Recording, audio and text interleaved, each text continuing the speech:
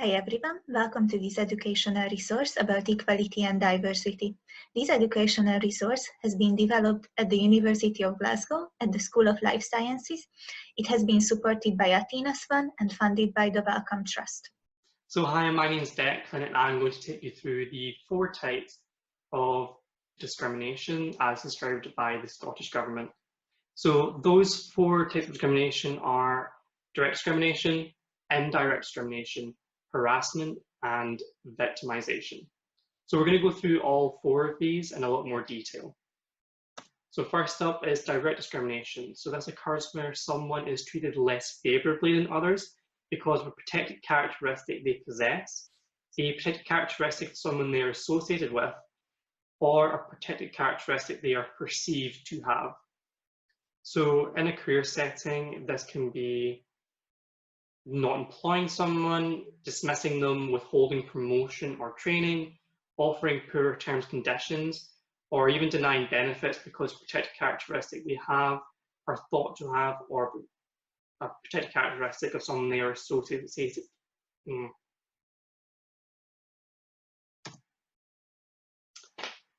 So hi, my name is Derek and I'm going to take you through the 4 types of discrimination as described by the Scottish Government.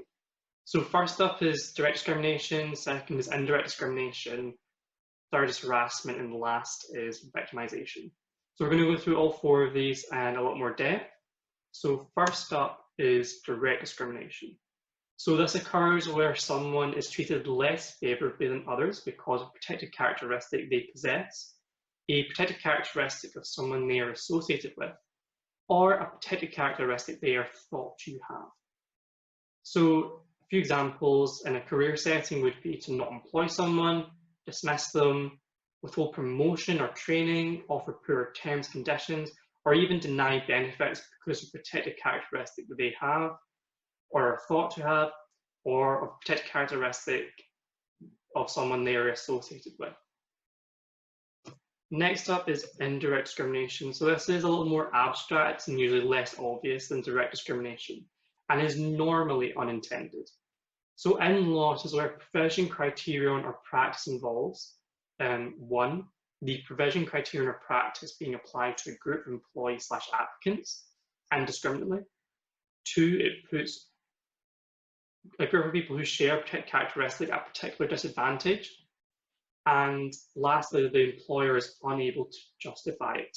So that's important. If they cannot justify it, then it is indirect discrimination. So a good example of this in the workplace would be, say, your employer changes everyone's shift pattern, so they're working longer days but fewer days. And a group of disabled people in the workplace are unable to work those longer days, which is physically harder. And they ask their employer to justify those hours, that change in shift pattern. If their employer cannot justify that, then that is a form of indirect discrimination. And they will either need to make adjustments for those employees or just go back to the original working pattern. So next up is harassment. So this is defined as unwanted conduct and can be related to a particular person's protected characteristic, or it can be of a sexual nature. It must have the purpose or effect of violating a person's dignity or creating an intimidating, hostile, degrading, humiliating, or even offensive environment for that person. So harassment includes bullying, nicknames, threats, jokes, what would be described as banter, gossip, intrusive or inappropriate questioning comments, excluding an employee, insults, or unwanted physical contact. So harassment can be verbal, written, or physical.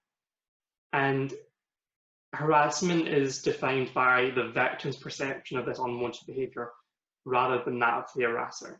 So even if the harasser is meaning everything as a joke, it can still be harassment. So this can also apply to an employee who's harassed because they are perceived to have a protected characteristic, they are associated with someone with a protected characteristic, or they themselves witnessed harassment. Last up is victimisation. So this is described as when an employee suffers what the law terms as a detriment. So a detriment is something that causes disadvantage, damage, harm, or loss because of making an allegation of discrimination, supporting someone else's allegation of discrimination, giving evidence relating to that allegation of discrimination, or raising a grievance concerning equality or discrimination in the workplace. So regardless of what kind of discrimination you are reporting, whether it be harassment, indirect discrimination, or direct discrimination, you can be victimized for this in the workplace.